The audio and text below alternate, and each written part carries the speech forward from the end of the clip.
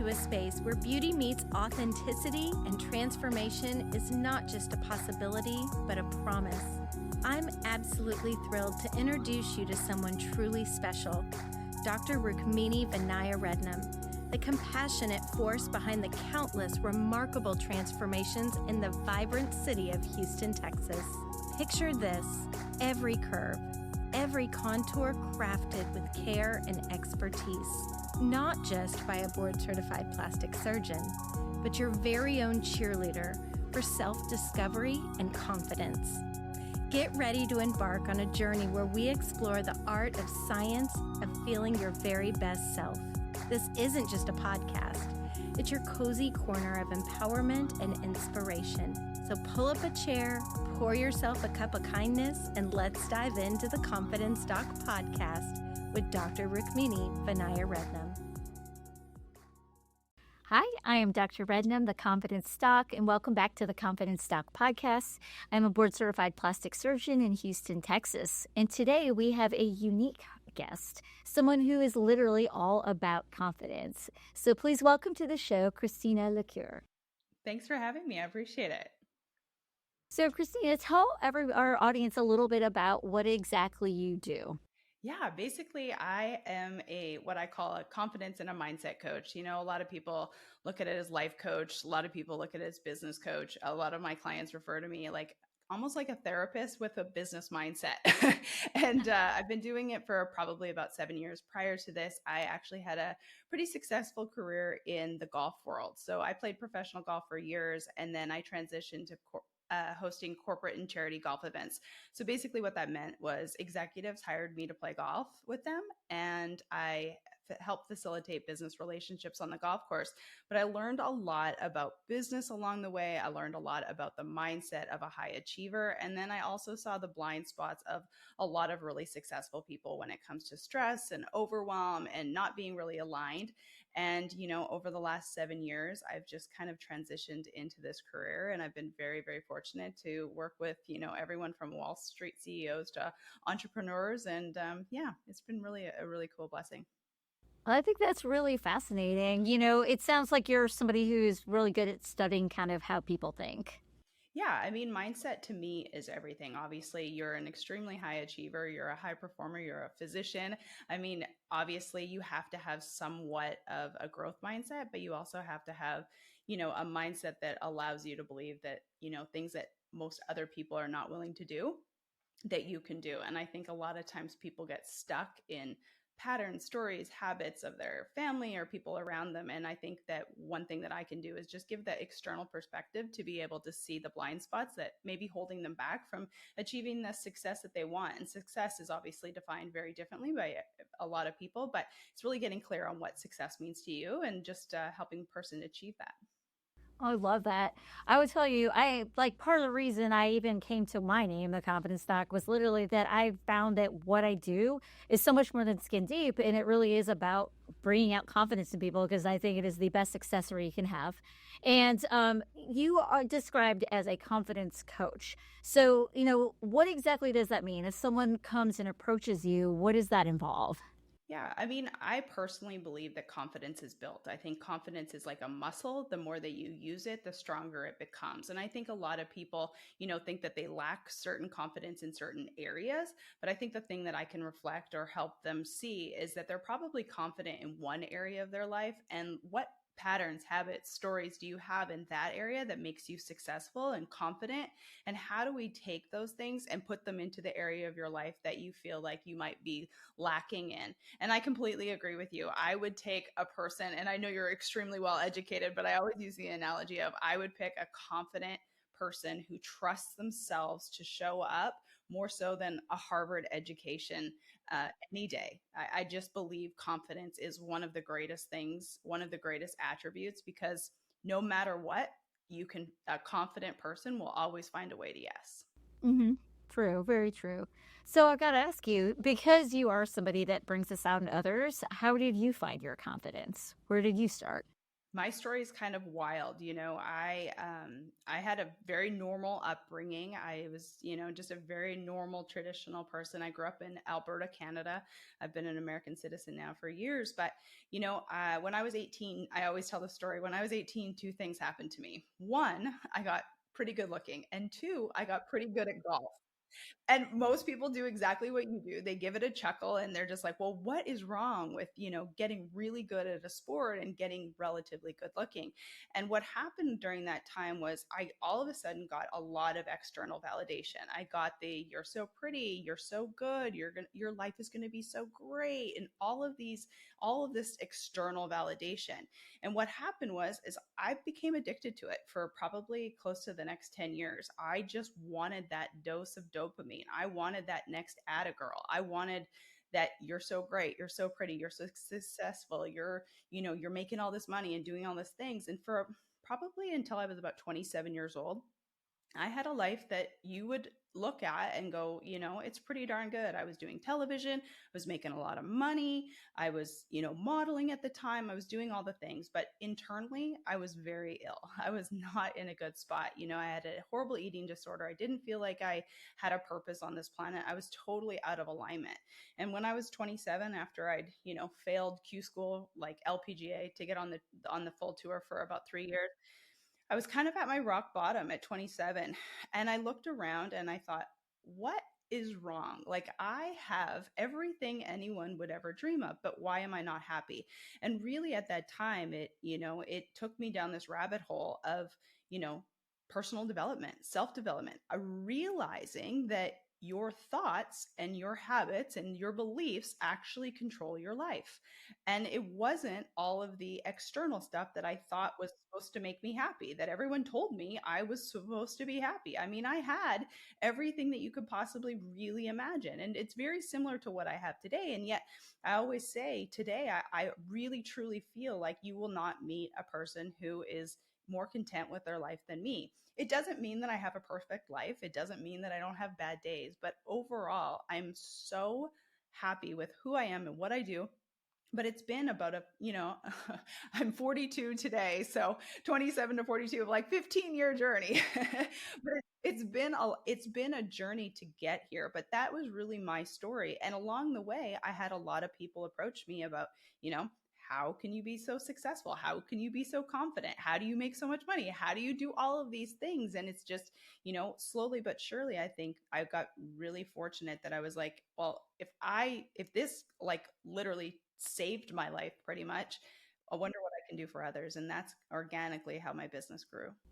I like that. And I also like that it's, some people say you're born confident, right? And I don't really agree with that. I think I'm an extremely confident person now, but I didn't start that way. And very much like you, like I was someone externally who anyone would have been like, oh, she gets good grades. She gets whatever she's working towards. But I wasn't very happy when I was younger. And it took me time and getting older. And I'm 42 as well. And good age. It took me time to get there. Like now, I feel like I have so many things that I'm really happy with, but it's because I found it in myself. Like I really had to figure out, like, okay, what makes me happy, what doesn't, and let go of some things, and stop trying to conform to what I thought other people needed me to be. So I do think that it is absolutely possible to go from being somebody who is not the most confident to being extremely confident. But like any skill, like you said, you got to work on it. Yeah, absolutely. And it's a lot about self trust. It's a lot about patterns, stories, habits, things that you can trust yourself. And, there's ways to build confidence. I mean, you start really small, but, just like anything else, it compounds, even in business, the flywheel analogy in business. It starts moving so slow up that hill, but the more you move it, the faster it goes. And quote unquote, the easier it becomes. And I think building your confidence is very similar. So, what are some like kind of easy tips, I guess, for our listeners? I know there's no direct, easy pathway, but if someone's like, okay, I'm hearing this, I really do want to start. Like, what are some, like you said, small things that you can start doing to help build confidence? Yeah, the very first thing I say is you have to be able to keep promises to yourself. You have to do the littlest things. Unfortunately, I think my business is very, referral and social media based. And I think everyone kind of looks for those quick fixes nowadays, those instant gratifications. And, I am not your coach if you believe that. I believe it's the consistency over time, long term. I always play the long game with everything. And I just think that that's one of the reasons why I've had so much success is it's that long game. It's that consistency. So I would say that if you're really looking to build your confidence, I would start with something super small. I have a silly analogy, but I have a glass of water in front of me. If you're a person who wants to drink more water, and every day you wake up with the intent to drink more water, and yet you don't do it, your brain, your belief is that you don't trust yourself, that you're not doing the thing that you say that you're going to do.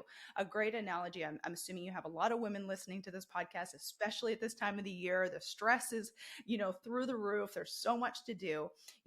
So many people wake up, I'm not going to have the wine tonight. Tonight is the night that I'm not going to have the wine. Well, you have a whole day and it's just an absolute gong show. The kids are crazy, work's insane. You come home and you have the glass of wine. I'm not saying that there's anything wrong with the glass of wine. What I'm saying is that you've told yourself that you're not going to do something, and then you go ahead and do it. And the more that you can actually do what you say you're going to do, the more confidence that you can build. And I start with like a glass of water. If you say you're going to drink 8 glasses of water, how do you set yourself up for so much success that, you put the 8 glasses out in the morning, you don't lay down in bed before you drink the 8 glasses. You do that consistently over time. They say it takes 60, 90 days to build a habit. You do that consistently. You do it for that one thing, but then all of a sudden that starts to compound into the next thing and the next thing and the next thing. And maybe it's going to the gym. Maybe it's putting yourself out on social media. Maybe it's starting the podcast. Maybe it's going back to school, whatever it is. But those little things compounded over time allow you to start trusting yourself. Your self-belief gets better. Your confidence in yourself and what you say you're going to do, you actually do. That's a great way of looking at it, because if you make it to bite-sized pieces, it makes it much easier, right?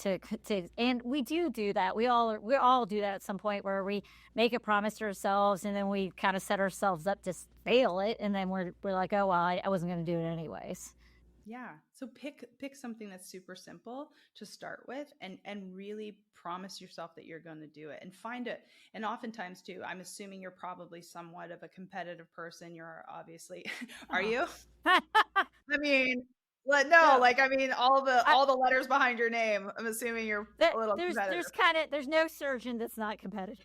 There you go. It's kind of So built into us. exactly. So for us, and as an athlete, I mean, it's just like it's in my veins. But for us, that might be very simple. Like when we're saying that we're going to do something, I mean, you could cut off my arm. I'm going to do the damn thing. But I think for some people that can be really hard. And so I would figure out, like, how do you make it feel good? How is it somewhat enjoyable to you? How is a better experience? And I think oftentimes a lot of people almost go more towards self-punishment instead of actually doing something that you enjoy. One of the things that I always say to my clients is I always make myself right. And I know that that sounds really weird, but if you are trying to build confidence, you are trying to make a decision. My brand is decide it's your turn. The podcast is decide it's your turn. And making a decision can be very empowering. And I truly do believe that it really comes down to, those small, confident decisions over and over again that can really increase your confidence. I look good. And even though, like, obviously what I do is external, as a plastic surgeon, I really find that at the end of the day, if you haven't done those first steps, like you're talking about, to build your internal confidence, it doesn't matter what I do externally. Ideally, I'm helping people achieve something that they've been working towards, right? They've been putting all that work into. But I've also seen on the other side, when we do something and someone hasn't done all that self-reflection and work, that it doesn't matter what they see in the mirror. They're not happy. They're just not happy. And so that's why this is and I'm so happy to have you on, because it's so important that you are working mentally on who you are. Otherwise you can have everything in the world and it's all going to just seem dull. I could not agree with you anymore. I mean, it's that person who thinks, I work with a lot of business executives as well, and entrepreneurs and people who are trying to perhaps hit their first $1 million in revenue or whatever it is. And I always say, I mean, I've been fortunate enough to hit a lot of goals, and if you think that thing is going to make you happy, you are going to be sadly mistaken. I mean, I have hit a lot of goals in life, but until I truly got that internal confidence, and don't get me wrong, I'm the first person to say I love the stuff, I love the goals, I love all of the milestones. But that's because my internal confidence and the confidence that I have in myself is, obviously I'm a human being doing human things. We all have bad days, but overall, I'm very confident in who I am. I'm very content with who I am. And all of those things are bonuses and extras. But if you think losing the weight's going to make you happy, you're sadly mistaken. If you think, the marriage, the promotion, the car, whatever it is it's so sad because it's not, and it's unfortunate because most people think that thing will always make you happy, and it won't. What would you say? It sounds like that's a big roadblock, right? Really focusing on something that's going to make it. What are some other common things that you see in a lot of your high achieving clients, right? That are like really common theme that like really stop people from being able to achieve that confidence? A lot of it is, stories, patterns, and habits of our childhood. I am obviously not a therapist, but gosh, some days it feels like the lines are blurred because that really is oftentimes what it is. I even released a podcast with a client today where they've hit all of these monumental, financial goals. And they always thought that like once we got there, we would be happy. But it's really the reprogramming of like what is happiness and allowing yourself to be happy. There's just so many stories that we as humans carry around. And until we kind of get clarity on like what it is that we actually want and figure out how to actually reprogram the stuff that's kind of keeping us stuck. So maybe it's the fact that like, you always thought when you hit $1 million or you hit that, whatever revenue goal, you would be happy, but it's reprogramming like the ability to be happy. And what does that actually look like? And giving yourself the permission to enjoy it. A lot of those things are things that kind of come up, money mindset stories come up all the time. And, being okay with being okay, especially a high achiever. I'm assuming, you've seen this in your area of work. It's like that new level, new devil. Like there's constantly like you think that that next thing is always going to be the thing. Just a quick story. I had a woman come to me who had struggled with weight her whole entire life, and we all know nowadays there's Ozempic shot, and whether you like it or you don't, she proceeded to lose a lot of weight very quickly, and it had always been something that she always thought like once I lose the weight I'm going to be happy. She lost the 60 pounds, and however quickly she came to me after, and she's like, oh my God, my whole entire life I thought once I lose the weight everything would be better, and now I've figured out that I lost the weight and nothing changed. And that really is a lot of the things that, that's the internal work that we really have to do. And then, that's like the personal stuff, but then the professional stuff too is, always trying to strive to that next thing. But when is it ever enough? When does it become okay to just be okay? And I think a lot of high achievers have a hard time with that. I mean, I personally struggled with that. You get Yeah. that, like you say, you get that high, you achieve something, and then like after it could be a few days, and you're just like, okay, well, I want something more now, you know? And at some point, you have to just be like, okay with where you're at. Otherwise, it gets to become torturous, Yeah. keeping pushing yourself that way.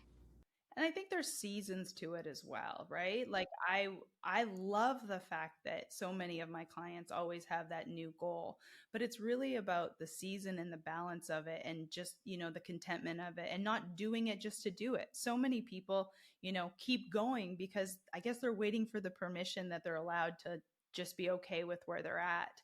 And, my job isn't to give them permission, but sometimes the permission is to just be okay for a minute and kind of get clear on what that next thing is. And sometimes people need that pause. Sometimes people need that season that's a little slow. And, especially high achievers, I'm sure you've gone through it as well, is like, that adrenal fatigue, that like that stress, that constant fight or flight, because you've always been trying to hit that next goal. And I think that sometimes, we got to slow down to speed up. Yeah, that's very, very true. Have you noticed, especially with a lot of your clients that you work with that social media has really had a big impact on sometimes how they're feeling, or do you feel like that's not really necessarily been something you've seen as much? Oh yeah. I mean, I think you'd live under a rock in saying that, social media doesn't affect people. I think it does. I think social media is a huge blessing if you allow it to be, but I also think that, we're all like, again, I am not perfect. This may be my occupation, but I mean, I've had bad days. I've felt that comparison. I've felt that imposter syndrome. I mean, my gosh, I think we all do. But I think it's a matter of, again, going back to confidence and feeling, confident in yourself and knowing that 90% of it, one thing that I always say is I don't take advice from someone who I wouldn't trade lives with.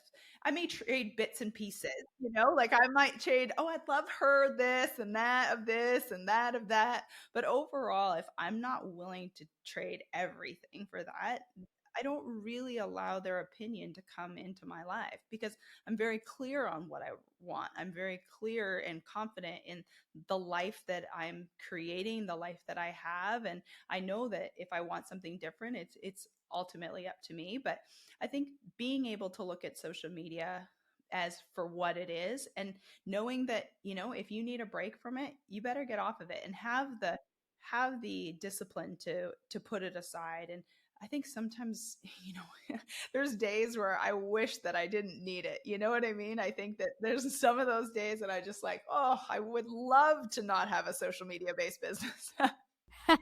Yeah, that makes it a little harder.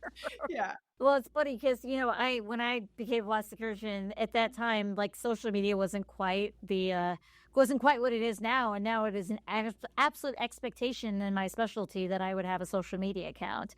And so it has been something different for me to be that public and open with things. And I did find that I enjoy aspects of it a lot, but sometimes it can be very exhausting trying to kind of be on all the time to be like, my life's so interesting because I have boring days. It's not that interesting. But I do think it is like I've definitely seen the positives of social media. Like there's a lot of people that I look at and I'm like, oh, they're aspirational. I think these people are really amazing, and it gives me ideas and things. And then there's other times that you find yourself like comparing too much, and it can be hard. And I with my patients, it's really like I have to focus a lot about like everybody has different bodies, can't always compare what we see to others. It's really just focusing on do we achieve what you were hoping to achieve for yourself. So there's definitely positives and negatives to it, but I agree there's just times that you need to just put your phone down and disconnect and spend time doing other activities that you enjoy. Yes, get outside. I walk every single day. I've probably missed 50 days in 5 years. Like it's just my connection with God, source, universe, whatever you believe. And on some days I just feel like we're so connected that you have to reconnect to yourself, reconnect to source or whatever you call it. For me, it's God, but you have to reconnect with something and kind of get centered again because there's just so much out there. And I think it's a blessing for those who perhaps have never, 15 years ago, you could have never, like if you came from a certain demographic or a certain area or whatever, you would have never been able to see the insides and outs of what a surgeon does or what a coach does or a podcaster or all the things. So it's such a blessing in that regard. But then also too, on the other side of the coin, it is just, there are days where you just think life must have been so much easier without it. So, a question for you personally is how do you define success? Right? Like we talked about confidence, but how do you define success?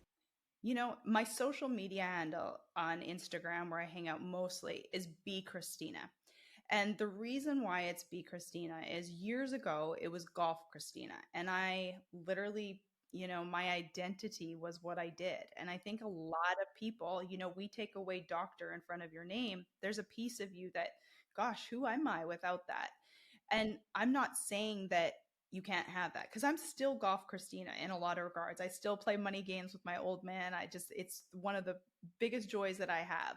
But being Christina and being Dr. Redmond, you know, Redmond without the doctor. Who are you without that? And for me, it's being Christina. To me, that's success. Whether it's podcaster Christina, coach Christina, wife Christina, golfer Christina, whatever Christina it is. But for me, it's just really being authentically myself and just knowing that, whoever I am, I'm still worthy, whether I look a certain way and make a certain amount of money, whether I'm sold out, whether I'm not. And it's kind of that peace within myself. To me, that is true success. Being able to say that and actually be there, I think is one of the greatest successes that I've had, to be able to actually truly believe that and say that. So I think for me, success and is just being Christina. That's an awesome answer. And I think that that's actually way harder sometimes than it seems. But like, I think if we all really just focused on really being who we want to be, or like that, things would actually be so much easier. But it is a wonderful way. And at the end of the day, it's being our authentic selves, right? And hopefully that's the message that, as much as possible, we can put out to other people by doing it ourselves. Yeah, absolutely. I mean, it's such a goal if you really think about it, because it kind of strips away so much. Men in particular have a really like, I have a lot of male clients, and their association with what they do is very tied. I mean, it's just like when we go to a dinner party, oh, what do you do? What do you do? Instead of asking like, what are you passionate about? Like little things like that to help take your identity, because there's some stages that people are so confused on what they're doing, and they feel so tied to what they do, and how they look, or how much money they make, or who they're married to, or whatever. And I think if we can really get back to like, who are we, and like, what does that actually mean to us, and are we confident in that, no matter what it looks like in whatever stage you're in. So we're just about to be moving into the new year, right? This is the time of year where everyone starts really thinking about, I need to change things. We put all this pressure on ourselves. What would you suggest for someone who's like, okay, I got to come up with my New Year's resolution? What's maybe the better way to approach that for like, okay, the me I want to be in 25? Oh my gosh, that's so funny that you asked that, because I just recorded a podcast for my podcast today about this.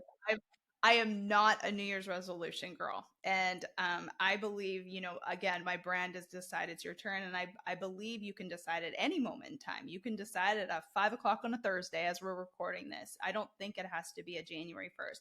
I do like the energy of a new year for sure, but I always look at it more so like, I pick a word of the year. I know a lot of people don't, it's funny. I actually have it on my table, believe it or not, because I was recording a podcast, but I've done this for a long time. But since 2019, if you're looking at this on audio, I've done a word of the year, or on video. I've done a word of the year for years. And for me, it's the guiding light to the year. Like, what is the theme? What is, like, how do I want to feel for the year? What is the intention for the year? And it's not so much like a resolution. It's like, how do I want to look at the year?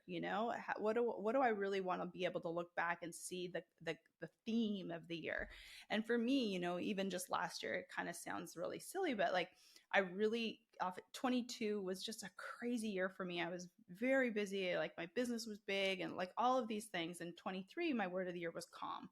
I really wanted to filter my year and my decisions through the filter of the word calm. Like, I wanted to be, you know, like, even saying the word calm, like, I don't know about you, but like saying the word, it like almost makes you You take a deep feel breath. more calm. Yeah. Yeah, you take a deep breath. And for me, that was just like a big theme that year. I just wanted to come at every decision that I made and every opportunity from a very calm space, calm with my clients, calm with my husband. And I think it was just my intention throughout the year. So, giving kind of like my 2 cents on a New Year's resolution, I would look at it as more of like, do you want to pick a word? Do you want to pick a phrase? Do you want to pick a feeling for the year?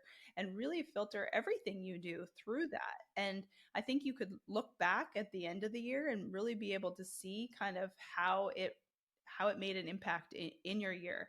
I know a lot of people say, well, gosh, I'll forget the word and stuff, but there's simple little things that you can do. Like, gosh, I write Write it it every, down. yeah, write it down, put it on your phone. Put it Yeah. on your phone. You work at your computer, have a little sticky note. I've created my life on a sticky note, I swear. But you can put it all in a sticky note. You can get a keychain made. You can put it on a coffee cup. Little tiny things that I think, you know, you can like almost subconsciously be thinking of it. And I think with big decisions, if you could filter that through your intention of the year, I think it could make a big impact for you. That is awesome. That is a really nice takeaway because Yeah, you could set a goal and not make it, and a lot of times that's what happens with New Year's. It becomes this huge monumental thing, and then people just really are like, I tried, never mind. And I like that because it means you're working on it throughout the year. You're not putting all this pressure on the first 2 weeks, when everyone hits the gym to do it. Because at the end of the day, it really has to be something that's long term if it's going to really work for you. Yeah. And if you do pick goals, if you are a person, because my husband and I go away every Christmas, we go on a bit of a vacation, and we always use the time to kind of come up with like what are our intentions for the year. But we also pick a couple of goals. I always tell people don't pick more than like, I say 3 to 4. And the reason why I say that is and this isn't my thing, it's just something that I've learned over the years, but it's almost like a habit stacking. So let's say you pick 4 things, and easy, we'll just talk about health and wellness, but like, you said people come to the gym, like, I'm quitting alcohol, quitting sugar, working out, running 3 days, like all of that shit. You're going to quit in like literally like 2 weeks. Like, let's be honest, Or it's you're not gonna binge on all of that right Yes, before.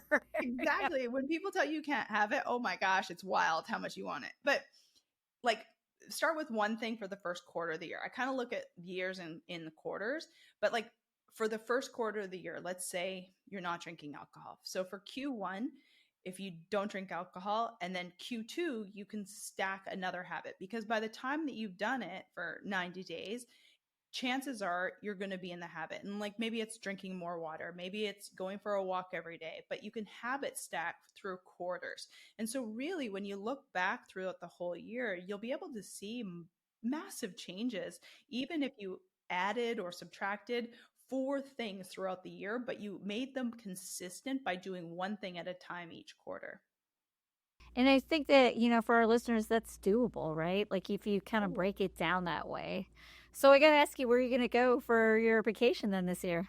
We're so blessed, but my husband has a quote unquote traditional job, his business. So he doesn't take off a ton of time throughout the year. So we normally do an international trip for 2 weeks every Christmas, but this year we've gone on so many smaller trips. So we're going to Mexico, an all inclusive for like 10 days to just kind of That chill sounds out. But awesome. That yeah, sounds it's awesome. fabulous.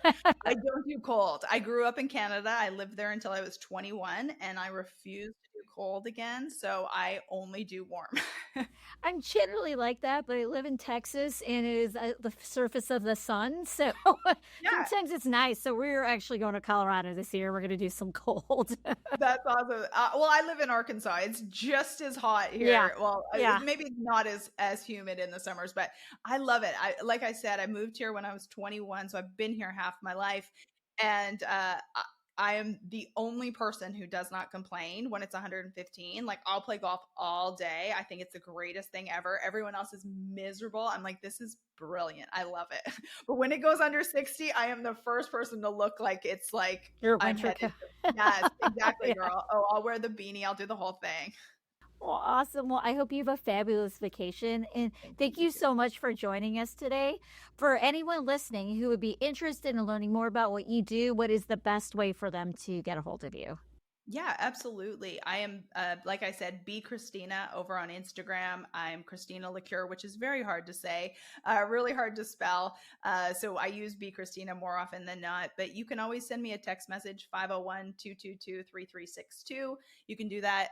You can follow me on the Decide It's Your Turn podcast. Anywhere where you're listening to this podcast, you can find the Decide It's Your Turn podcast. I'm on LinkedIn, all the places, but mostly Instagram is where we hang out the most. Well, thank you so much for joining us. And to everyone listening, the reason why I talk about this with all my patients all the time, right, is not enough to just change your external. You have to really change from within to really achieve to be the person that you want to be. So thank you so, so much. Have a wonderful trip. And thank you all for listening to the Confident Stock podcast. And stay tuned for next year. As we wrap up another episode of The Confidence Doc, I want to extend our heartfelt thank you for being a part of our community. If today's conversation resonated with you, remember that Dr. Rednam and her team are here to support you on your journey to self-confidence and beauty. Your story is unique, and it's our privilege to help you create the masterpiece that is your life. If you'd like to book a consultation with Dr. Rednam, you can visit her webpage at drrukminirednam.com. Fill out a contact form, and one of her coordinators will get with you accordingly.